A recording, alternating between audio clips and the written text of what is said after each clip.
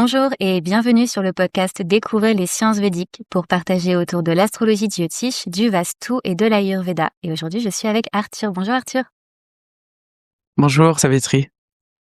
Merci d'être avec nous aujourd'hui parce qu'on va parler d'un sujet qui est absolument passionnant et essentiel quand on pratique l'astrologie jyotish, c'est la sadhana et l'astrologie dans le but d'améliorer notre pratique spirituelle comme outil alchimique et de transformation avec notre sadhana. Mais avant qu'on explore ce sujet, est-ce que tu peux te présenter pour nos auditeurs? Ouais, donc avec plaisir. Alors, je vais parler un petit peu de comment le jyotish est venu dans ma vie. Donc en fait, ça a commencé. Alors je faisais un peu d'humanitaire au début. Je me cherchais. Et j'ai découvert l'Inde et j'ai été profondément touché en fait par leur spiritualité. Je cherchais vraiment un sens à l'existence depuis très longtemps. Et j'ai eu la chance de rencontrer Amma, en Inde. Je me suis retrouvé, donc dans son ashram et je faisais des allers-retours comme ça, puis après il y a eu le covid et donc je me suis retrouvé 2 ans, confiné avec Amma à l'ashram et c'est là que le jyotish s'est ouvert pour moi parce qu'en fait je cherchais aussi du coup après je cherchais vraiment à m'incarner, on va dire finalement, comment essayer de joindre ce que je découvrais en Inde et le retour dans le monde. Et je savais pas trop encore, quoi faire. Alors je me posais plein de questions et je suis allé voir des astrologues et puis 2 je suis allé en voir 2.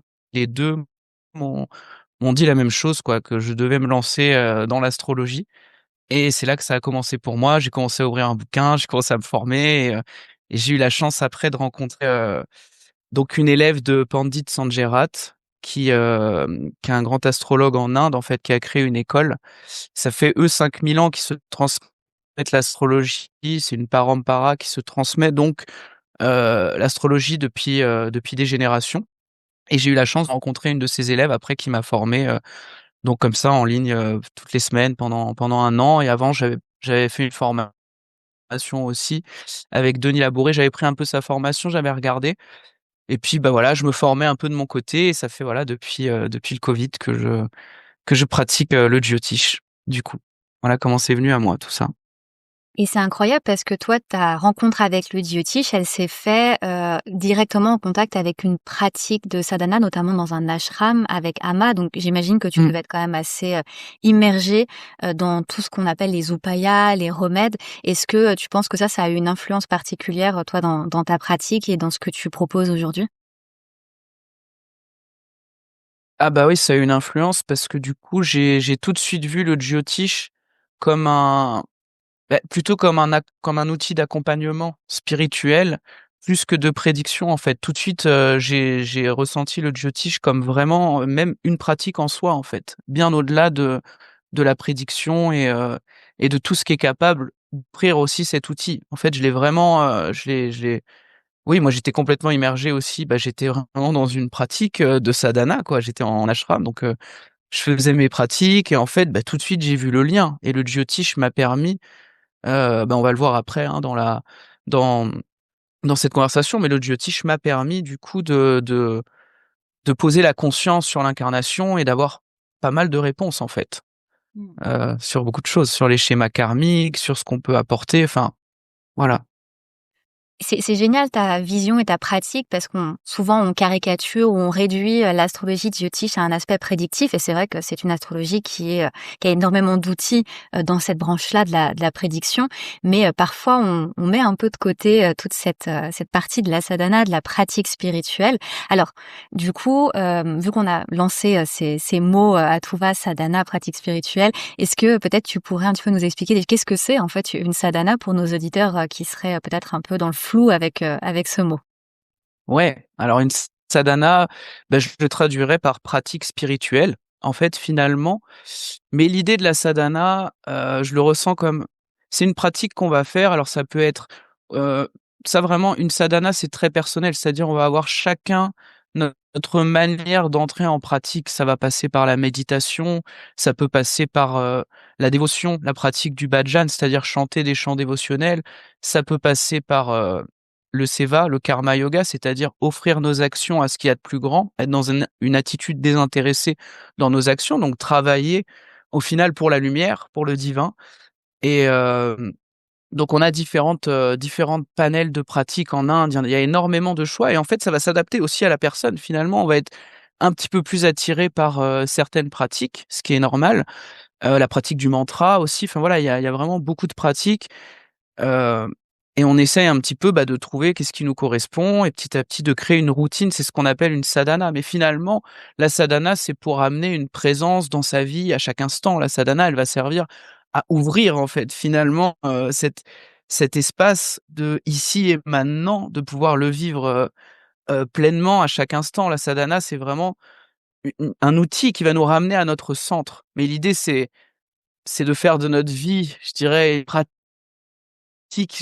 c'est difficile de le dire comme ça, mais c'est pas vraiment une pratique, mais c'est petit à petit d'aller vers cette libération, en fait, puisque la philosophie en Inde, c'est d'atteindre cet état de libération qu'on appelle moksha, l'éveil spirituel. Et la sadhana, en fait, c'est un outil qui nous amène petit à petit vers cet éveil, petit à petit. Bon, c'est un chemin, hein, c'est tout un chemin, hein, finalement, mais c'est vraiment le but, en tout cas, de la sadhana, c'est de rester relié. Mmh. J'aime beaucoup, la façon dont tu l'expliques, ça évoque vraiment bhakti, cette dévotion que l'on essaye de cultiver dans notre quotidien, que ce soit du coup au travers de différents outils et du coup qui peut se cultiver au travers de l'astrologie comme tu l'as expliqué un petit peu avant. Alors comment toi, soit au niveau personnel mais aussi dans tes consultations, comment est-ce que tu cherches, tu trouves en fait cette sadhana, tu vois? Je pense à nos auditeurs qui sont en train de se demander: «Mais est-ce que moi, c'est plus le service ou est-ce que c'est plus les mantras?» Comment est-ce que toi, tu as su faire la différence de ce qui te convenait et est-ce que l'astrologie t'a aiguillé dans dans ce choix?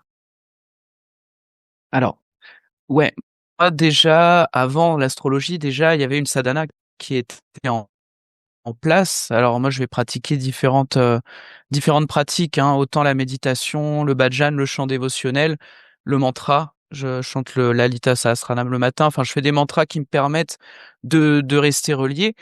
Et en fait, ce que j'ai remarqué, c'est surtout que plus je vais, approfondir ma sadhana et plus l'astrologie s'ouvre à moi, en fait. C'est-à-dire qu'il va vraiment se produire quelque chose où, finalement, pour vraiment pratiquer l'astrologie, il me semble qu'il faut être dans un état de réceptivité. Puisque c'est très vaste, la théorie est large, il y a beaucoup de choses à apprendre et finalement, il y a aussi ce côté à développer, ce qu'on appelle ouais, ce que j'appellerais la réceptivité. Vraiment de pouvoir être réceptif pour que la théorie devienne réellement vivante. Puisque finalement l'astrologie se vit pour moi de manière vraiment vivante. C'est-à-dire on va observer comment ces mouvements planétaires qu'on retrouve dans notre, zodiaque, ils se vivent en nous-mêmes. Et là, on rentre directement en contact avec ces différentes énergies planétaires, ces planètes. Donc je dirais plutôt que la sadhana, elle va servir vraiment à créer cet espace de réceptivité. Et après, bien sûr, à travers le thème, on peut s'amuser effectivement, le lundi à honorer la lune, à essayer de trouver une divinité qui va être en correspondance avec la lune. On va pouvoir jouer bien sûr avec le zodiaque lui-même. Bon là, je donne qu'un exemple et c'est bien plus large que ça, mais en tout cas dans l'idée, c'est surtout de pouvoir créer un espace de réceptivité pour pouvoir vraiment, dépasser la théorie, dépasser la prédiction et aller vraiment dans l'astrologie vivante. Et ça va nous amener en plus, finalement, un état de présence, puisque l'idée quand même de toute cette sadhana et de cette pratique spirituelle, c'est de pouvoir être en présence, d'être ici et maintenant. Et quand on commence à pratiquer l'astrologie, on va observer ces mouvements planétaires. Par exemple, on va traverser une période, ce qu'on appelle le Mahadasha ou l'Antardasha. On va traverser une période planétaire, une planète va s'activer dans notre thème. Voilà, dans mon cas, par exemple, je suis en sous-période Saturne, je vais regarder dans quel domaine, dans quelle maison il va être, qu'on peut remplacer par domaine de vie. Je vais voir avec quelle planète ce Saturne va interagir. Je vais chercher à comprendre qu'est-ce que cette planète essaye de de m'indiquer, en fait, essaye de m'instruire. Qu'est-ce qu'elle essaye de m'apprendre et comment je vais essayer de coopérer, du coup, avec cette planète du mieux possible? Parce que soit je vais subir cette période Saturne, tout se ralentit, d'un coup, il y a moins d'argent, il y a beaucoup de choses, en fait, qui devient un peu plus austère. Alors soit je le subis et du coup, c'est difficile parce que j'ai pas du tout conscience de ce qui se joue, soit je l'accepte pleinement et je vais même essayer de coopérer avec et c'est là que j'appelle ça, c'est pour ça que j'emploie le mot alchimie intérieure, en fait, puisque je vais essayer de coopérer avec ce que la planète me demande et du coup, il y a une vraie communication, en fait, entre le ciel et la terre et finalement le zodiaque, il va servir de messager.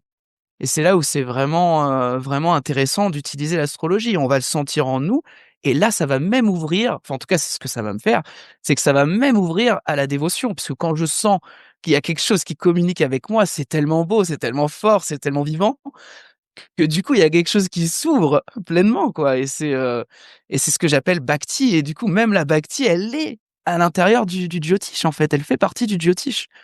Mmh. Et c'est chouette que tu aies pris cet exemple de Saturne parce que bon, on la connaît vraiment comme, la planète en Ouais. général qui nous embête le plus parce que forcément c'est celle qui nous «détache» entre guillemets le plus du matériel ou qui va nous mettre entre guillemets le plus d'obstacles.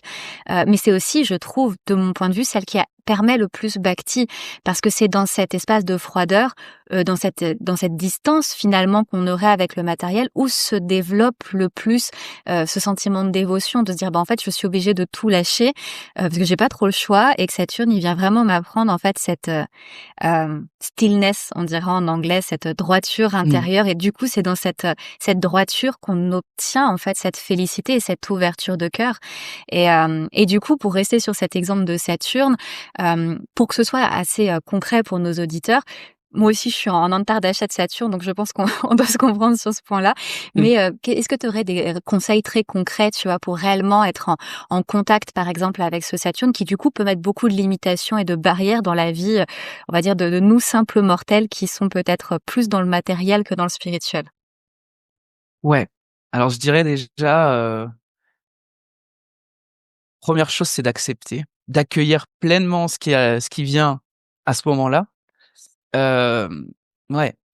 Après, il faut le voir vraiment comme une pour moi, hein, je le vis comme ça, comme une période d'ancrage, de maturité. Effectivement, ce repli, cette intériorité nous permet d'aller à l'intérieur et en fait, c'est un cadeau quand on arrive vraiment à l'accepter et du coup, j'ai vraiment l'impression aussi que le premier remède, c'est la conscience. C'est-à-dire poser la conscience sur ce qui se joue. Qu'est-ce qui nous est réellement demandé pendant cette période? Et c'est là où la coopération, elle peut se faire. Alors après, il y a différents remèdes. Effectivement, on peut faire, une Shani Puja, une puja à Saturne pour apaiser, par exemple, ses effets. Mais l'idée, ça va être vraiment quand même, pour moi, d'accueillir ce que Saturne nous demande et d'essayer d'y mettre cette rigueur, puisque Saturne nous apporte rigueur et maturité, en fait. Finalement, c'est ce que je perçois, puisqu'il ne nous laisse pas de marge de manœuvre. C'est très direct, hein, finalement, Saturne. S'il y a pas, il y a pas. C'est assez intéressant comme il nous restreint et du coup, ça nous oblige à nous abandonner et à avoir la foi. Il y a quelque chose qui s'ouvre, en fait, à ce niveau-là où de toute façon, il y a pas de il ne paraît pas avoir de solution extérieure et quand on lutte avec son mental pour la trouver, ça ne marche pas et au bout d'un moment, quand il y a un lâcher prise et une acceptation totale de ce qui se joue là, il y a des réponses qui se font. Mais il faut accepter aussi la le rythme que Saturne nous «impose» entre guillemets, qui est beaucoup plus lent et qui nous permet aussi d'ancrer les fondations dans dans ce que l'on va vivre. Voilà, moi, par exemple, il va être placé, dans mon cas, dans la maison 12, donc il me demande de rentrer beaucoup plus à l'intérieur, de développer aussi le jyotish finalement, de développer la méditation, de passer plus de temps heu, dans des ashrams, parce que la maison 12, c'est ce qui nous éloigne, hein, finalement, par exemple, de la société, de tout ça. Donc il va me demander de retourner un petit peu voilà, j'avais fait un j'avais, j'étais retourné bien dans le monde pendant un moment. La Saturne me pousse à retourner un petit peu à l'ashram, me pousse à développer aussi le seva, le karma yoga, puisque Saturne, c'est vraiment un des remèdes que je trouve, vraiment fort pour Saturne. C'est quand on offre nos actions, quand nos actions commencent à être réellement désintéressées, puisque Saturne aime le travail, le labeur, le donc on va essayer de regarder, bah, tiens, ça se joue dans quelle maison, dans mon thème et qu'est où est-ce que je vais pouvoir mettre ce travail? Comment je vais pouvoir l'offrir? Et cetera, quoi. Et après, il y a différents remèdes, hein. Si, par exemple, on a Jupiter qui va regarder Saturne, on va, par exemple, essayer de renforcer Jupiter, ce qui va aider à amener de la positivité dans cette période. Bon, ça dépend après de la configuration de chacun, ça marche pas forcément comme ça pour tout le monde, mais on va vraiment essayer de trouver un remède adéquat pour tous aussi, pour que cette période se passe dans la positivité, puisque Saturne, parfois, il ramène aussi à des choses un petit peu dures, il peut aller toucher des émotions. Ça peut être sensible, en fait, hein. Finalement, c'est une période qui peut être assez sensible, mais c'est une période d'ancrage profond. Je le sens comme ça, du moins. Mmh. Je suis assez d'accord avec toi et ça me fait aussi penser au Sadé Sati, qui est cette grande période de 7 ans et demi qui peut avoir un peu ses effets aussi, très dur, très, contraignant, mais qui en même temps amène, de mon point de vue, chaque fin de Sadhesati amène à une forme de libération, comme chaque fin d'achat, Mahadasha, Antardasha de Saturne, on a une forme de maturation qui se met à l'œuvre et je trouve que du coup, c'est une période qui est très intéressante pour ça. Et à l'inverse, alors tu as parlé de Jupiter et du coup, une question qui me vient à l'esprit, c'est comment est-ce qu'on fait pour maintenir une sadhana quand tout va bien? Parce que tu vois, Saturne, finalement, c'est assez facile de s'engager dans une sadhana puisqu'il n'y a rien d'autre à faire et il n'y a que le karma yoga et le bhakti yoga à développer. Est-ce que c'est pas finalement le plus simple, à l'inverse, quand tout va bien, quand tout va bien matériellement, amoureusement, tout va bien, est-ce qu'on serait pas du coup plutôt enclin à éviter de faire de notre sadhana parce qu'on se dit bah tout va bien, donc j'ai pas le temps. Est-ce que tu as déjà toi rencontré cette problématique-là et est-ce que tu aurais peut-être des conseils à ceux qui seraient plutôt dans cette énergie, on va dire kapha de Jupiter, un petit peu plus cool, tranquille? Mmh. Alors oui, alors après pour moi une période Jupiter, c'est une période justement extrêmement auspicieuse pour pratiquer puisque c'est la Jupiter, on l'appelle gourou en sanskrit, donc celui qui retire les ténèbres de l'ignorance, donc qui amène la connaissance. Donc quand on va se relier dans cette période, il y a vraiment, vraiment une énergie cosmique qui nous permet de recevoir beaucoup et je dirais que la sadhana de toute façon, c'est important de le faire par étapes selon ce qu'on ressent et pas de le forcer non plus. Je veux dire, moi, quand je parle de sadhana, il y a quand même l'amour de la pratique. S'il y a pas l'amour de la pratique, c'est difficile et en fait, je crois que l'idée, ça va être de développer cet amour pour la pratique. Alors au début, ça paraît parfois un peu amer, un peu dur, on se dit: «On va s'asseoir pendant 20 minutes, ça, le mental part dans tous les sens et cetera». Puis à la fin de la méditation, on va quand même sentir quelque chose et ce quelque chose, ça va devenir essentiel, comme prendre une douche, comme se laver et en fait, la sadhana devient quelque chose d'essentiel et je dirais que peu importe la période, en fait, l'idée, ça va être de développer l'amour pour cette pratique puisque c'est un moment pour soi, un moment où on va se relier avec ce qu'il y a de plus grand, que j'ai envie d'appeler le divin et peu importe le nom qu'on y met, mais on va se relier avec cette part en soi qui est là, qui est en nous et donc en fait, ça va nous permettre de plonger à l'intérieur et petit à petit, ce plongeon va ouvrir le cœur. Parce que c'est ça aussi le divin, c'est l'amour en fait et il y a quelque chose qui va s'ouvrir et donc du coup, on va devenir petit à petit en fait au début, ça paraît amer, puis après on peut plus vraiment s'en passer et par expérience quand, parce que ça arrive, hein, il y a des moments où on est un peu moins dans la sadhana, même au-delà des périodes astrologiques, on va être un peu moins dedans et je le sens, le mental reprend vite le dessus, il y a moins de présence à ce qui est manifesté, on est moins dans cette présence, on est plus identifié petit à petit à notre mental et en fait, c'est là qu'on voit et c'est important aussi des fois d'arrêter, je crois, pour voir vraiment les bienfaits que procure la sadhana, en fait et du coup, et ouais et du coup, petit à petit, on y revient parce que ça devient, essentiel jusqu'à être établi dans cet état de présence, permanente. Mais je crois que même là, finalement, on montrerait l'exemple au bout d'un moment puisque c'est et puis c'est toujours beau de chanter pour ce qu'il y a de plus grand, hem, dans tous les cas, même quand on atteindrait, cet état, je reprendrai une phrase d'Ama qui me touche énormément où elle dit, «Bien que l'Advaita, c'est-à-dire la non-dualité, soit la réalité suprême, Ama préfère rester comme une enfant devant la grandeur de Dieu» et c'est cette idée-là de chanter, de s'ouvrir à ce qu'il y a de plus grand et voilà et voilà, c'est donc finalement la sadhana devient amour, c'est une relation en fait. C'est vraiment une relation qui se crée et le jyotish, c'est ça aussi, permet la communication finalement. C'est vraiment ça. Il y a cette idée-là. Alors nos auditeurs, ils voient pas ton regard, mais imaginez-vous un regard émerveillé. Enfin, moi, j'adore te voir parler de cette sadhana parce que ça se voit que tu le vis, ça se voit que tu ressens en fait cet amour. Et du coup, c'est vrai que c'est bien de mettre cette emphase là-dessus, de pratiquer les choses avec amour. La dévotion, c'est pas juste voilà, je fais les choses parce que je suis obligée. Il y a un petit peu cette notion des fois de devoir et d'austérité, comme tu l'as soulevé, même s'il peut avoir ce point-là qui peut émerger à un moment donné, surtout au début, il y a cet amour après qui se cultive, mais comme toute relation, dans nos relations, que ce soit amicales ou amoureuses, il y a aussi des fois des conflits, des frictions, mais plus on reste engagé dans la relation, plus on développe aussi cette bhakti, cet amour pour l'autre et c'est ce qui fait aussi que les relations, durent dans le temps. Verdure. Hem Bon, ça c'est le petit parallèle avec nos relations actuelles. Et donc du coup, tu parlais quand même de ce lien, de cette relation et tu parles du coup aussi de l'Advaita Vedanta, donc de la non-dualité, mais aussi de la dualité. C'est vrai que dans les pratiques et notamment dans les pratiques jyotish, mais aussi, chez certains maîtres, on va transmettre, une Ishtadevata ou une divinité à Mmh. prier, une divinité de cœur. Est-ce que toi, c'est quelque chose que tu fais, que tu pratiques, que tu recommandes?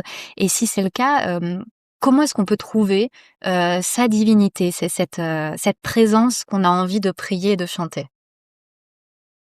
Alors, du point de vue du jyotish, on a des techniques, hein, pour trouver notre Ishtadevata.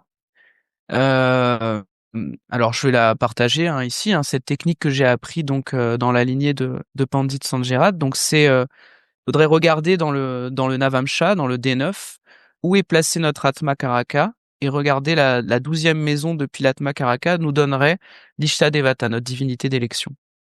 Donc, bon, par exemple, quand je vais regarder dans mon thème, ça va être le soleil, donc ce serait Rama ou Shiva, ça va dépendre un petit peu de la vision, mais ça va être une divinité solaire, du moins. Ça peut être un petit peu dans cette idée-là. Après, c'est vrai que pour moi, c'est quelque chose qui va rester très organique. Les divinités, là, je vais parler plus vraiment de mon chemin personnel, même au-delà du Jyotish. J'ai j'ai été très connecté à Devi, en fait, la mère divine. C'est quelque chose qui me touche profondément, l'énergie de la mer. Mais finalement, en fait, dans ce chemin, les divinités apparaissent à des moments clés. C'est-à-dire, il y a des moments, je pense avoir eu besoin de Rama et je sais pas pourquoi, j'ai eu des élans à chanter beaucoup de bhajan à Ram, à cultiver tout ça, parce que c'est ça m'a apporté finalement, la droiture, le dharma, le respect du dharma, de tout ça. Et il y a des moments, ça a été beaucoup Krishna, très connecté à Kali aussi pour la partie Kali, ça va être vraiment la destruction de l'ego, en fait. Finalement, elle va nous mettre tout le temps face à nos limitations et c'est pas évident, mais c'est très libérateur. Parce que c'est vraiment comme un miroir qui nous montre tout le temps, là où il y a, des choses à conscientiser, je dirais, à travailler. Elle nous met face et c'est effrayant.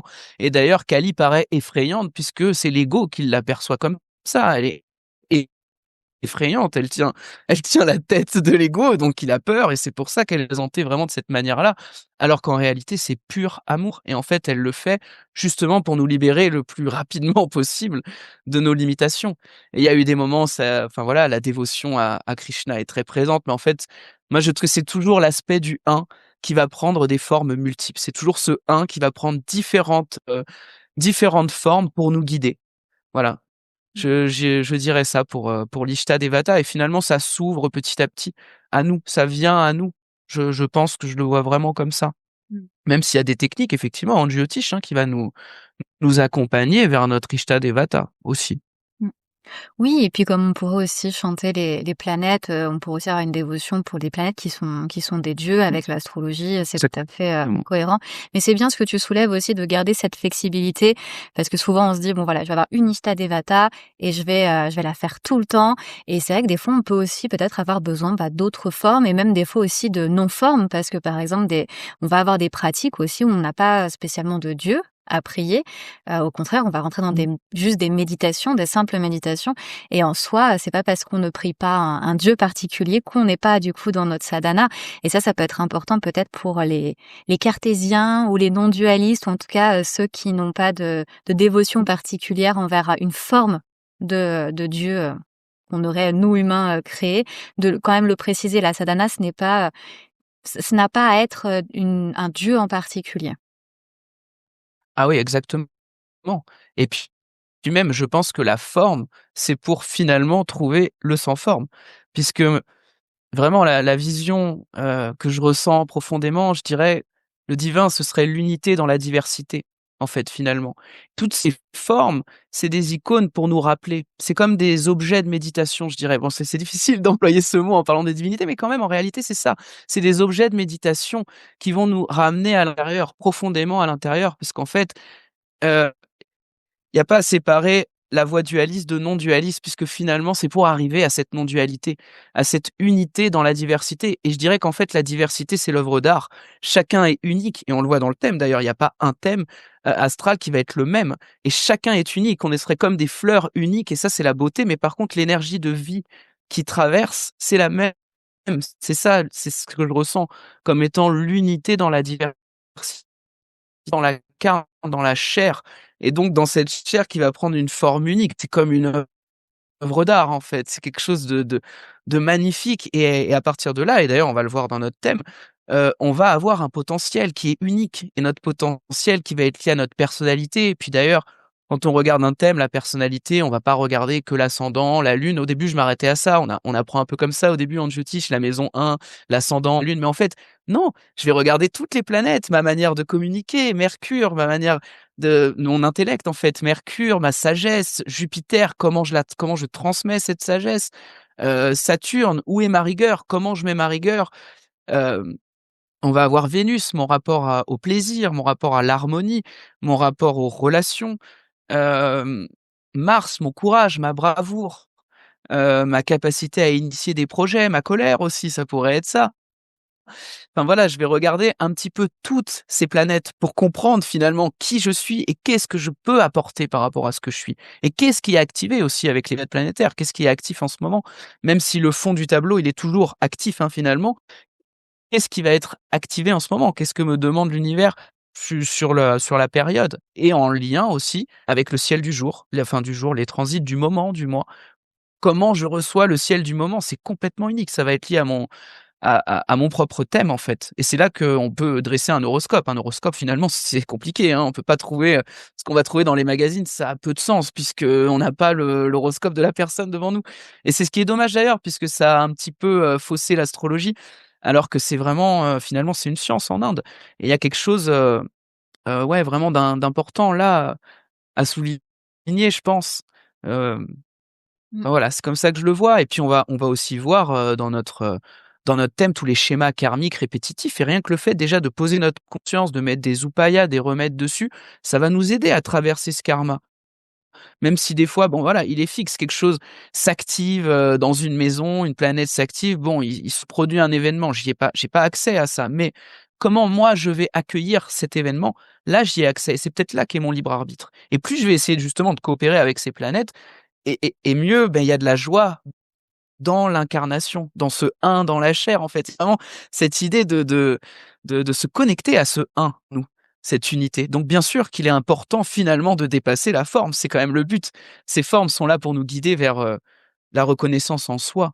C'est pour ça qu'il y a pas à rejeter ni la dualité ou la non-dualité. Elle a sa place. Mmh. Les 2 C'est ont leur place, en fait. C'est la beauté du divin d'ailleurs, ce un dans la diversité. et c'est ce que tu évoquais tout à l'heure avec le principe, alchimique, finalement, d'arriver finalement grâce à ce libre arbitre, Mmh. finalement de mettre de la conscience et de créer un changement, finalement d'être dans cette co-création, dans cette phase alchimique avec notre thème, notre karma et puis ce qu'on décide d'en faire. Et oui. Et oui, exactement. Et je peux donner des exemples, hein. Par exemple, bah, je vais avoir la Lune placée dans le Scorpion, ce qui est pas évident, c'est son lieu de chute.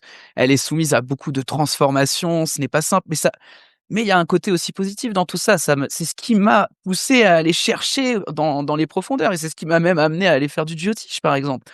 Donc en fait, c'est vraiment plus on va prendre conscience de son thème et plus on va essayer aussi d'utiliser ces planètes pour notre élévation. Je Mmh. le je le vois vraiment comme ça et même en allant plus loin, le but de la vie dans la philosophie, indienne, dans la spiritualité, c'est vraiment ce qu'on appelle, les Purusharthas, dharma, artha, kama et moksha et on le retrouve d'ailleurs dans les maisons en astrologie. Les Indiens ont découpé les maisons sous ces 4, Purusharthas et en fait, on va expliquer donc ce que c'est, hein. Dharma, ce qui est juste, ce qui maintient l'équilibre, l'harmonie. Donc c'est aller vers son dharma et après il va être très personnel selon chacun, mais c'est vraiment maintenir l'harmonie. Artha, ça va être la prospérité matérielle, donc on ne rejette aucunement la prospérité matérielle en astrologie puisque ça fait partie d'un des buts dans l'hindouisme, dans la philosophie indienne, je dirais plutôt. Kama, la relation au plaisir, mais tout tourne avec, je dirais, en centre le dharma, c'est-à-dire, bien sûr qu'on ne rejette absolument pas les plaisirs, mais est-ce que c'est toujours connecté au dharma et au dharma même universel? Est-ce que tous ces plaisirs m'élèvent, m'amènent vers l'élévation, vers le dernier but justement qui est donc moksha, libération spirituelle qui se fait, il me semble, dans mon expérience par étapes, c'est-à-dire, libération petit à petit des blessures, libération peut-être jusqu'à la libération finale, ce serait le but. Mais en tout cas, voilà, c'est d'essayer et aussi c'est à ça que sert pour moi le Jyotish, c'est d'essayer de trouver l'équilibre entre ces Purusharthas, que je trouve très juste et qui nous correspond dans n'importe quelle vision, hein, que ce soit indien, occidental, tout le monde cherche en fait l'équilibre entre sa vie matérielle, spirituelle, quête de sens, tout le monde se pose des questions. Mmh. C'est très vrai et c'est vrai que souvent des fois on aurait tendance à faire l'emphase, sur, surtout dans nos sociétés, capitalistes, l'emphase sur Artha, par exemple, ou l'emphase sur, Kama et on aurait peut-être plus, délaissé, j'aurais envie de dire Moksha, par exemple, en tout cas pour, la culture, globale et c'est vrai il faut pas oublier qu'en fait c'est 4 Purusharthas, c'est pas, 2 ni 3, c'est vraiment les 4 et ensemble ils donnent vraiment, pour moi c'est les 4 pieds du buffle. Sans ces 4 stabilités, sans ces 4 pieds, il nous manque en fait réellement quelque chose et la saveur, le goût de la vie peut-être, se se délétère ou en tout cas, tu vois, il y a vraiment quelque chose qui manque quand il nous manque un de ces 4 dharmas. Ah ouais, non mais c'est ouais, ouais, bah, c'est clair et d'ailleurs c'est vrai, tu disais oui, dans notre société, on va moins vers moksha et aussi je dirais moins, dharma, c'est difficile.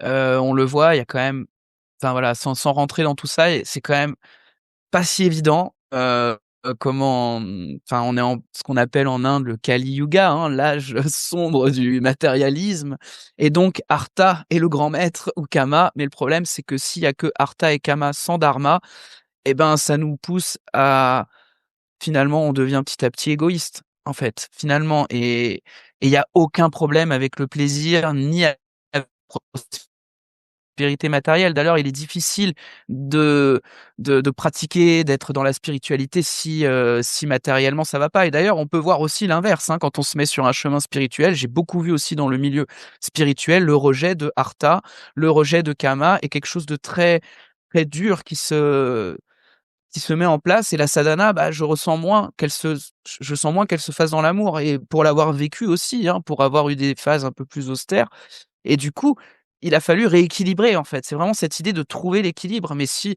le artha, la prospérité matérielle, elle est sans dharma, sans un but qui va vers la libération, sans tout ça, ben, en fait, ouais, très vite, on pense plus aux autres, on pense plus qu'à soi et c'est beaucoup ce qu'on voit, en fait, ou même le rapport au plaisir, où on pense plus à l'autre, où on ne pense plus où il est plus du tout aligné avec ce qui est juste, avec l'harmonie, avec le dharma et quand il y a plus d'harmonie, quand ça décline et bah, comme on le voit, le respect de la nature ne va plus très bien, le lien entre les gens se coupent, on se sent tous de plus en plus isolés et cetera. Donc en fait, c'est essentiel, c'est même, c'est extrêmement important de retrouver cet équilibre. Ça devient même pour moi urgent en fait. Après on en est où on en est, on peut pas changer le monde, mais on peut changer soi et je pense que à partir d'une transformation intérieure, une transformation extérieure se fait aussi. Ça déborde, je sais pas comment dire, il y a quelque chose qui se produit mais ça passe par l'intérieur en fait. Donc Mais tu as totalement ouais, ce raison. que je Il pourrais paraît dire, qu'on a ouais. l'influence, en tout cas, on a, l'influence de toutes les personnes qui nous entourent, en tout cas d'une dizaine de personnes qui nous entourent et on influence ces 10 personnes également. Alors j'ai plus le chiffre exact, mais en tout cas, il faut pas oublier qu'on est des êtres de société, on est organique. Donc forcément, Oui. si on respire différemment, si on vit différemment, on va avoir un impact sur, les gens qui nous entourent. Et pour rester sur cette image de la respiration, tu parles du fait de harmoniser les dharmas, c'est clair que c'est super important, sans oublier aussi qu'on va vivre nos fameux dasha, antardasha, qui vont aussi du coup rythmer. Des fois, on va avoir des périodes plus axées sur artha, d'autres plus sur moksha. Et c'est là où du coup on peut se dire, bah c'est ok, c'est là où se trouve l'harmonie. C'est je suis dans une phase de artha, plus tard je serai dans une phase de moksha, puis dans une phase de kama. Et c'est comme ça aussi qu'on avance. C'est en prenant chaque respiration, chaque souffle, chaque pas sur le dharma qui nous est appelé à réaliser sans culpabilité et en vivant ce qui est juste pour nous. Des personnes, elles vont s'épanouir en vivant des vies ascétiques parce qu'elles ont un moksha qui est ultra dominant dans leur thème et cette discipline, ça va leur convenir. Mais pour d'autres, il faut une vie de famille, il faut de l'amour, il faut du fun, il faut aller au resto, il faut voilà des choses qui nous font plaisir. Donc c'est aussi ça qui est intéressant de savoir qu'est-ce qui nous appelle à nous et c'est pour ça que tout ce que tu as mentionné auparavant, ces pratiques méditatives d'introspection et d'amour, c'est important parce que ça va venir nous révéler quel est notre dharma et ça me fait rebondir presque sur l'amour de soi. Finalement, si on s'aime soi, on est en contact avec notre dharma et on est en contact avec notre sadhana finalement. Mmh. Ah ouais, Exactement, mais c'est ce qui se passe, hein, c'est cultiver quand on cultive l'amour de soi, c'est vrai, c'est un petit peu, de prendre cette position Sakshi Bhava, ce qui est témoin de l'incarnation et plus on est témoin, plus finalement on se rend compte que la vie elle-même, elle prend soin d'elle-même. Il y a quelque chose de naturel qui va vouloir, prendre soin, en fait et plus on va être en contact avec soi et c'est évident, heu que voilà, ce corps, c'est un temple. Qu'est-ce que j'en fais? Comment je le traite? Comment je le maintiens en forme? Comment ce qui va me permettre d'interagir avec les autres et cetera. Donc en fait, finalement, tout part de soi. Moi, je le vois vraiment comme ça et et ouais, il y a vraiment cette idée de lâcher prise, d'être témoin de cette incarnation et vraiment dans cet abandon, il y a quelque chose qui se produit, hein. Il y a vraiment quelque chose qui se fait où, bah, voilà, il y a naturellement, la vie prend soin de la quand on regarde la vie sans justement l'intervention de Ahamkara, l'ego. Mais alors l'ego indien, on parle pas d'orgueil à l'occidental, parce que ça, c'est plutôt, je dirais, la racine. Ahamkara, c'est la sensation d'être divisé. C'est la sensation de dualité. C'est ne plus reconnaître en fait que la vie est la vie, elle prend soin d'elle-même et tout est imbriqué, tout est un. Et en fait, dès qu'on perd ce contact, c'est ça Ahamkara, le sentiment de division, en fait, finalement. Et depuis cette racine, après, va naître différentes, ce qu'on appelle Vasana en Inde, tendances qui vont arriver, comme par exemple, bah, voilà, l'orgueil, par exemple. On emploie souvent ce mot en Europe en parlant d'ego, mais en fait, l'ego, c'est vraiment, finalement, quand on va plus loin, c'est la sensation d'être séparé de ce qu'il y a de plus grand. En fait, c'est en nous et ça agit partout. Là, c'est la même énergie qui va faire pousser une plante, qui va faire que mon cœur bat, je ne force pas la respiration. Après, il peut y avoir des techniques de respiration, mais dans un sens, ça se fait. Ça se fait et c'est retrouver ce rythme naturel et depuis ce rythme, effectivement, tout s'équilibre naturellement et effectivement, comme tu disais, il y a des gens qui vont avoir des dominantes moksha, des dominantes mais on va tous quand même avoir ces purusharthas, en fait, hein. Finalement, on a tous le lien au plaisir, on va prendre plaisir, hein, à fond dans un ashram, là-dedans. En fait, finalement, on aura tous de manière unique notre lien au dharma. D'ailleurs, voilà, c'est ça, chacun va avoir son dharma, son potentiel, de manière unique et ça, c'est la beauté de la création. C'est tellement beau, donc tout le monde a sa place, tout le monde a quelque chose à apporter et l'idée, c'est déjà de commencer par s'harmoniser en soi, d'apprendre alors c'est un chemin, j'en parle, hein, mais ça reste quand même en chemin, hein, c'est tout un chemin, hein, parce qu'on est testé en plus, hein, sur ce chemin, hein, tout le temps. On est tout le temps, tout le temps, tout le temps testé et puis on a aussi, bah, nos blessures, nos schémas karmiques qui reviennent et donc nos vasanas, nos tendances latentes qui se répètent, ces schémas-là et qui parfois nous amènent dans notre corps de souffrance, donc dans l'ego, dans ce sentiment de dualité. Mais c'est essentiel aussi, ça fait partie du chemin. Mais plus on va accueillir, accepter et essayer de maintenir cette conscience, et plus petit à petit, étape par étape, ça se libère en fait, Mmh. je dirais. Mais c'est bien que tu mettes l'emphase sur la conscience parce que c'est vrai que alors c'est facile à dire et je pense que tu seras d'accord avec moi de dire: «Ce matin, je me réveille, je mets plein de conscience dans ma journée et tout va bien se passer». Puis après, tu pars faire tes courses, tu pars faire autre chose et puis pouf, ta conscience, elle s'est, volatilisée. Bah, parce que, c'est la vie, on a été dissipé, le mental, il a pris le dessus, puis on vit dans un monde hyperactif. On a énormément de distractions mentales, que ce soit par la publicité, les réseaux sociaux, le travail et du coup, avoir ce petit rappel au fond de notre tête, au fond de notre mémoire, nous dire: «Essaye d'être conscient et consciente». C'est pas facile parce Mmh. que, tout est fait pour nous distraire, mais le garder quand même en coin derrière avec nous tout le temps, c'est vraiment le petit rappel, je pense, à la vie et à Bhakti finalement, cette conscience. Ouais, ouais, c'est à ça que sert un mantra d'ailleurs, ça me fait penser au mantra, parce que le mantra, c'est un peu ça, en fait. On chante un mantra un peu toute la journée ou enfin, on apprend ça en Inde parfois, j'ai reçu un mantra, donc de mon maître spirituel, lama et c'est vrai que c'est ce qui va m'aider à y revenir quand on se perd. Mais ça en fait, au début, ça demande, un effort tout le temps d'y revenir, d'y revenir, d'y revenir. Puis petit à petit, en fait, ça devient naturel d'être dans cette posture de témoin de ce qui est manifesté. Mais comme tu dis très bien, c'est facile à dire et on est testé toute la journée et surtout dès qu'on retourne dans voilà, quand on est moins dans ce cadre, ashram, en Inde, dans des lieux où ils cultivent tout ça, en fait, où vraiment, c'est le terreau de l'endroit qui est fait pour ça, donc qui va t'aider à t'élever. En fait, c'est comme des écoles, hein, qui vont nous aider à à maintenir ça après dans notre vie de tous les jours, dans notre vie de famille, parce que oui, c'est tout le temps, on a des pubs, tout nous amène en fait à nous à à nous aveugler un petit peu en fait, à nous endormir. Donc c'est intéressant puisque ça demande vraiment, mais faut le prendre un peu comme un jeu, je dirais. Parce que faut pas le prendre avec culpabilité: «Oh là, j'ai manqué de présence aujourd'hui». Oh, mais c'est pas grave en fait, c'est bien, tu le vois, tu es conscient et petit à petit, bah, on essaye de le maintenir. On essaye de maintenir cet état de présence et d'ailleurs le jyotish, m'a beaucoup aidé parce que quand j'ai découvert le jyotish, il y a eu un amour pour la pratique qui a été, qui s'est développé très vite et du coup, en fait, bah, je me suis mis à observer.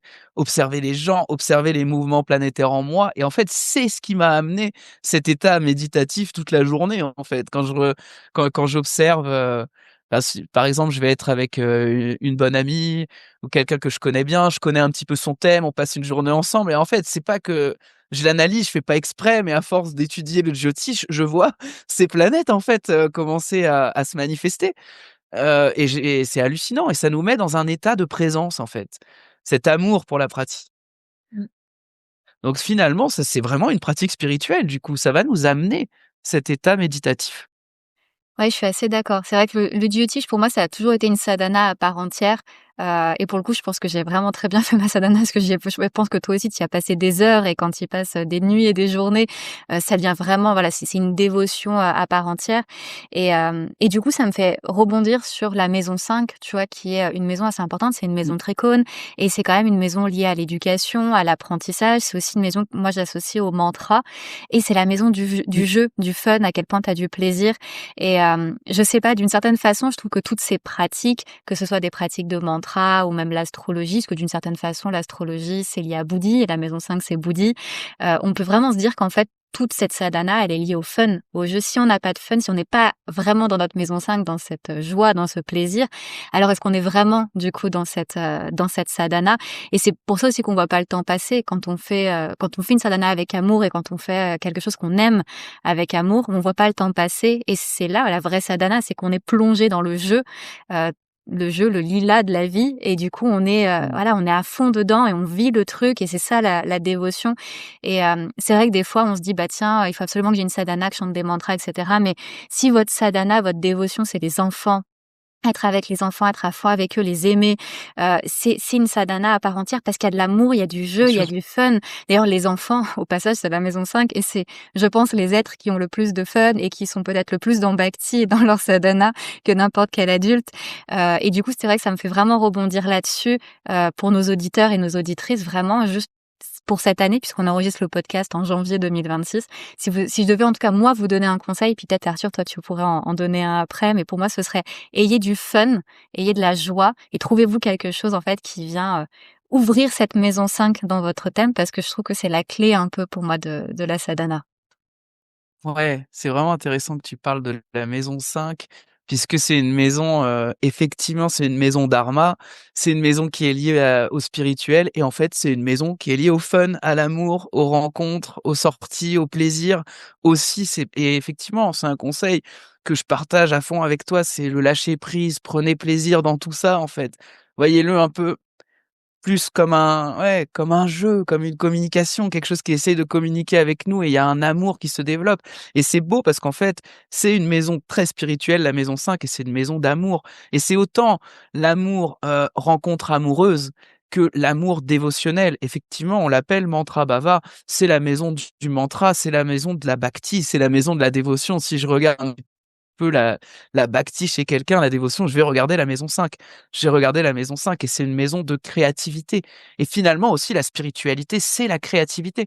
D'ailleurs, dans les spiritualités, heu, enfin avant on utilisait beaucoup l'art mais on l'utilise toujours en Inde, hein, je veux dire, on chante pour Dieu.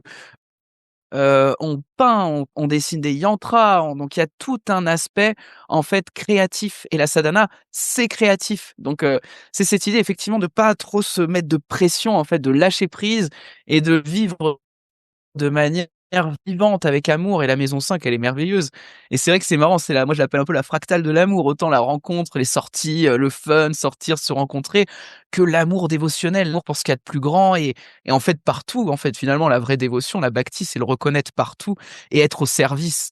de ça.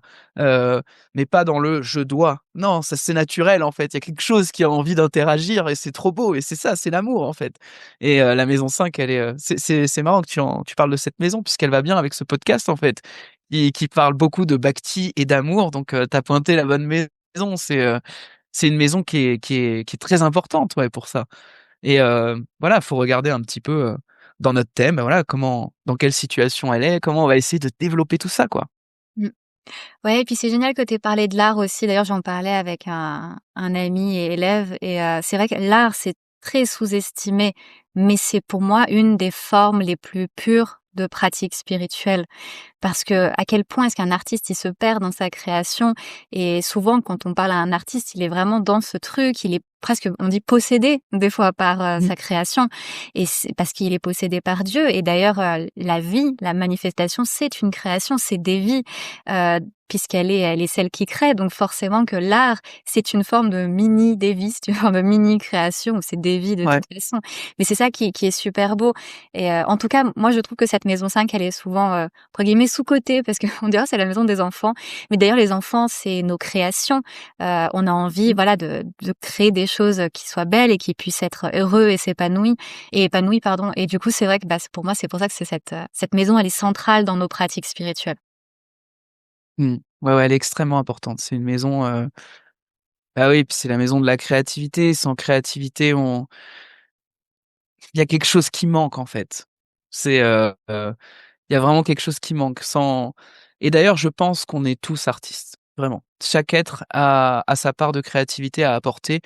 Et ça sort de tout conditionnement. Chacun a sa manière de créer. C'est pas forcément pour faire du beau ou j'en sais rien, mais il y a quelque chose qui, quand on va se mettre à heu, pratiquer l'art, en fait, effectivement, le mental peut s'arrêter. On fait un avec notre, cette ce qui se fait et finalement ça se fait à travers nous.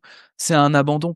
C'est vraiment lié à l'abandon de soi, la créativité. On se rend compte, moi je sais pas, je vais te donner un exemple. Récemment, j'ai commencé à peindre des tableaux et je savais pas que j'avais ça en moi et en fait, bah, peu importe que ce soit joli ou pas, je le fais pas pour ça, mais en tout cas, le mental, il y en a plus.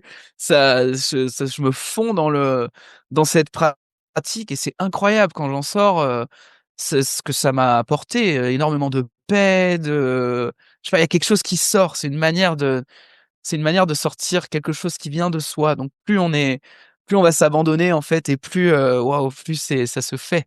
Ça se fait, on est témoin d'un miracle, hein. Mais c'est partout. Après, c'est comme une fractale, toute la vie est comme ça en fait. Toute la vie est créativité dans un sens, quand on regarde. Et Mmh. Non, mais voilà, c'est ouais, très l'art vrai. en fait partie, mais ouais.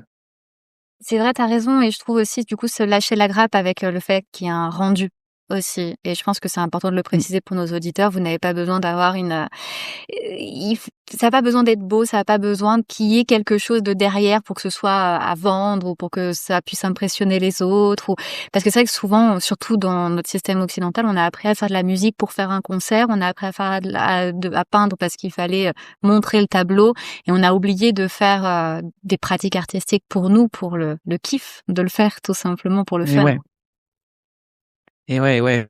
Bah, de toute façon, c'est vrai qu'on a ça va être aussi un peu le principe, hein, de toute cette sadhana et le jyotish va aussi beaucoup nous aider là-dedans. C'est, c'est de, on a été conditionné beaucoup par la société, par l'école, nos parents, enfin on a tous des conditionnements, mais qui font partie aussi de notre incarnation puisqu'on le retrouve dans le thème. On voit aussi nos conditionnements, mais l'idée c'est un peu de sortir, de se déconditionner. Souvent on me dit, «Qu'est-ce que t'apporte la spiritualité? Qu'est-ce que ça te donne?» Et moi je dis: «Mais c'est fou, mais c'est pas que ça me donne quelque chose, ça me déconstruit petit à petit. Ça déconstruit tout ce que j'ai cru, heu, toutes les étiquettes que j'ai mis, en fait et petit à petit, une liberté d'être, une joie» et tu donnais les exemples des enfants, c'est magnifique. Quand on regarde un enfant, bon, on les conditionne, mais en réalité, au début, ils n'en ont pas. C'est petit à petit qu'ils se conditionnent et quand on les voit, ils sont tellement spontanés. Là, on voit une manifestation divine, en fait. Quand on regarde un enfant, même l'enfant de notre ennemi, on ne peut que l'aimer. C'est pas possible autrement, je veux dire. Enfin, j'ai pris cet exemple parce que c'est pas qu'on a des ennemis, mais je veux dire, on tu comprends l'exemple, quoi. C'est dans cette idée de Voilà et c'est de retrouver, en fait, cet enfant intérieur. La sadhana, toutes ces pratiques, tout ça, ça sert à ça. Ça sert à se déconditionner pour retrouver l'essence et les enfants, c'est intéressant de les observer parce qu'eux, ils sont pas vraiment conditionnés. C'est, ils sont en roue libre, quoi et du coup, c'est vraiment beau.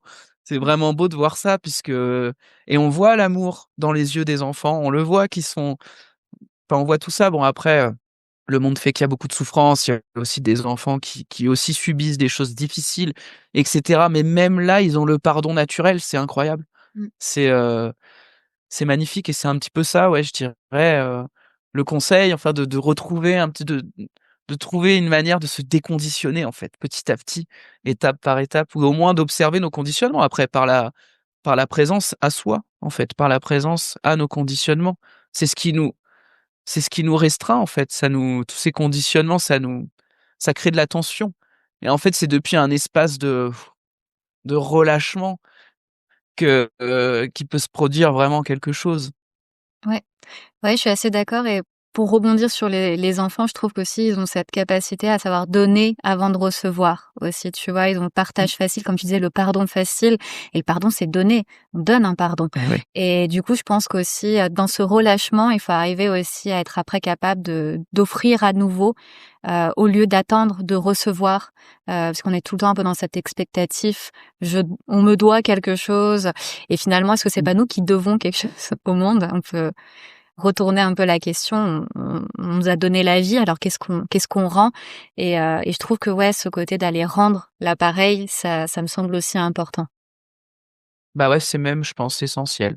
Pour moi, le don, le don de soi, l'écoute, c'est des qualités d'amour, en fait. L'écoute, lire entre les lignes, hein et d'ailleurs l'astrologie permet l'écoute, ça permet vraiment de ressentir les gens. Quand on commence à ressentir ces énergies planétaires, après on ouvre un thème, on va se mettre à ressentir ce que traverse la personne et de là peut naître la compassion et le don et en fait, finalement, l'amour, c'est le don et quand on donne, on est heureux. En réalité, c'est ce qui nous rend heureux, c'est le don qui nous rend heureux et il y a pas à aller chercher puisque la vie ne cherche qu'à nous donner aussi. Puisqu'en réalité, la vie, elle est don. Donc si on s'abandonne, tout ce qu'on a besoin nous est apporté. Mais ça demande une sacrée foi aussi et un lâcher prise sur le: je veux pas, ça j'aime pas». Enfin, ça demande vraiment de lâcher prise sur tout ça et d'accueillir ce qui nous est donné avec gratitude, mais pas d'aller le chercher, chercher partout. Ce qu'on devrait chercher, comme tu dis très bien, je pense, c'est à donner le meilleur de soi et on va voir dans le thème: qu'est-ce que tu peux donner? Quel est ton potentiel? Quelle est ta force? Qu'est-ce que tu viens apporter dans ce monde? Et c'est important et là, quand on est dans notre dharma, donc dans le don de soi, mais on rayonne en fait, c'est là où on est heureux. Moi, j'ai rarement été p j'ai s enfin, par exemple, j'ai découvert le jyotish, il y a une grande joie qui s'est fait parce que voilà, effectivement, ça faisait partie, certainement de ce que je venais apporter. Il y a pas que ça, hein, mais je veux dire, c'est, dès qu'on va être dans le don de soi, il y a quelque chose qui s'ouvre. Pour l'avoir vécu aussi, hein, j'ai fait pas mal, de tours avec Ama. Ama, elle voyage beaucoup en Inde où elle donne une étreinte, elle reçoit les gens, elle les écoute pendant des fois 15 heures, je l'ai vue faire ça même 24 heures sans s'arrêter, elle ne s'arrête jamais. Et pour l'avoir suivie en Inde où elle change de ville tous les 2 jours, donc elle reste 2 jours, elle fait ça pendant 2 jours, on prend un bus, pendant 10 heures, on arrive, elle fait pareil, elle s'arrête jamais, c'est un don permanent. Je j'ai l'impression que c'est une rivière, c'est le Gange qui donne, qui s'arrête jamais, jamais, jamais et d'avoir été bénévole avec Ama sur les tours où du coup, bah, elle nous inspire, à force de donner, on a envie nous aussi de mettre la main à la pâte, alors on va travailler, soit dans les cuisines, soit, par exemple en Inde, on fait, j'étais pas mal aux poubelles, à ramasser les poubelles, à montrer aux gens un petit peu que c'est important de prendre soin de notre terre, la mer et voilà, on ramassait les poubelles. Mais en fait, plus on fait ce SEVA, ce service désintéressé et plus je sentais l'abandon, la fatigue, tout, il y a tout qui disparaît et une ouverture qui se fait qui est incroyable, incroyable et donc ouais, je pense que c'est essentiel et peut-être que ouais, ce serait même le mot de la fin, c'est-à-dire, je dis c'est ça conseil en fait. Offrez, ce que vous avez à donner, offrons-nous. Essayons de faire le meilleur. Alors il y a des moments, c'est plus difficile parce qu'on est dans notre corps de souffrance et on est dans la demande, en fait, finalement et il faut accueillir ça aussi chez nous, hein. C'est important de pas le rejeter parce on est en chemin. Donc tant qu'on est en chemin, c'est normal qu'il y ait des choses qui se soulèvent il faut avoir, de la compassion pour soi, sortir de la culpabilité. On a été beaucoup aussi, je le vois et pour le traverser moi-même, hein, de tous ces conditionnements de culpabilité et en plus c'est ce qui nous maintient dans toute cette souffrance, cette culpabilité. Donc voilà, apprendre à accueillir, ne pas se mentir à soi-même, lâcher prise et donner le meilleur de soi, être à l'écoute des autres, apporter un espace pour les écouter. C'est ce que j'appelle l'amour. C'est beau. Je pense qu'on peut Mmh. conclure là-dessus parce que c'est magnifique. Je crois qu'il y a rien à rajouter. Ouais, En tout cas, c'était ouais, bah, ouais. génial de parler de la sadhana avec toi, Arthur. Peut-être pour nos auditeurs qui voudraient du coup découvrir leur sadhana, en apprendre plus sur la dévotion bhakti, puis sur l'astrologie jyotish surtout. Est-ce que l'on peut réserver des consultations avec toi? Et si oui, comment est-ce qu'on peut te contacter? Alors oui, on peut réserver, des consultations, donc on peut le faire par mail. Je te laisserai mon mail. On peut me laisser un message aussi sur Instagram, Amrit Halal Jyotish. On peut me trouver aussi sur Facebook, Amrit Halal Jyotish. Je fais des posts aux nouvelles et aux pleines lunes, donc je profite un petit peu des mouvements planétaires pour partager des connaissances sur le Jyotish. Donc on peut m'envoyer un message, hein, tout simplement par Facebook ou alors, sur Instagram, ou je laisserai aussi mon mail. Je suis en train de créer le site internet là, j'y suis presque, mais j'ai pas tout à fait terminé, donc bon, c'est pour bientôt. J'ai une chaîne YouTube aussi qui se développe petit à petit et j'aime beaucoup transmettre aussi ce que j'ai appris, même si je continue d'apprendre le Jyotish, j'adore le transmettre. J'aime beaucoup que, en fait, les gens par eux-mêmes, ils rentrent dans leur propre thème et moi, alors je servirai un petit peu de pointeur là-dedans et donc j'ai créé là, je suis en train de monter des petits groupes d'études du Jyotish. Donc là, j'ai le premier groupe qui se fait, on va commencer la semaine prochaine. Donc c'est pas de 9 personnes où voilà, on apprend les théories de Jyotish pas à pas et en plus de l'apprendre, on met en pratique ce qu'on apprend. C'est-à-dire on prend notre thème comme thème d'exemple, le thème de nos proches et on voit comment le système fonctionne. Donc voilà, étape par étape, donc par, petits cercles. Je donne aussi des transmissions en individuel. En groupe, ça se fait sur Akshina, sur donation. Donc ça permet de rendre l'enseignement accessible quand même et en individuel, bon, c'est autre chose quand même, c'est différent, c'est pas la même formule, mais en tout cas, voilà, j'ouvre un petit peu des cercles comme ça en ce moment, c'est ce qui se fait. Donc si des gens veulent apprendre, l'astrologie, où on apprend tous ensemble, hein, donc chacun va venir aussi avec, tout ce qu'il a appris et cetera. Donc c'est vraiment, dans l'idée d'un échange vivant autour du Jyotish où on apprend, on commence par les bases, quoi. On apprend les bases petit à petit et surtout on pratique. On pratique, on utilise nos thèmes, le thème de nos proches, on essaie vraiment de voir comment ce système fonctionne de manière vivante, quoi. Donc c'est un petit peu ce que j'essaye de monter, pour cette nouvelle année-là, des petits groupes de partage. Voilà. C'est génial. De toute façon, c'est la meilleure façon d'apprendre. Il faut pratiquer, il faut rentrer dans le sujet, il faut Mmh. vivre le Jyotish comme tu l'as déjà mentionné. Donc, en tout cas, moi, je mettrai tous les liens dans la barre d'infos pour nos auditeurs. Si vous êtes intéressés, n'hésitez surtout pas à contacter Arthur. Et puis, en tout cas, c'était vraiment un plaisir de t'avoir sur le podcast et je te souhaite beaucoup de belles réussites pour 2026, pardon, beaucoup de Jyotish et beaucoup de sadhana, de bhakti et de seva. Mmh. Et ben, merci beaucoup, Savitri. Merci de tout cœur. J'ai le cœur très ouvert. Ça m'a fait beaucoup de bien, cette interview, ce moment. Et bah ouais, de tout cœur, gratitude. Vraiment. Mon cœur est en gratitude, c'est fort. Et je te souhaite tout le meilleur aussi. Merci pour ce que tu fais, de réunir un petit peu tout le monde sur cette chaîne. C'est beau. C'est un merveilleux dharma et c'est très touchant. Donc, ben, merci pour le travail. Merci beaucoup, c'est partagé.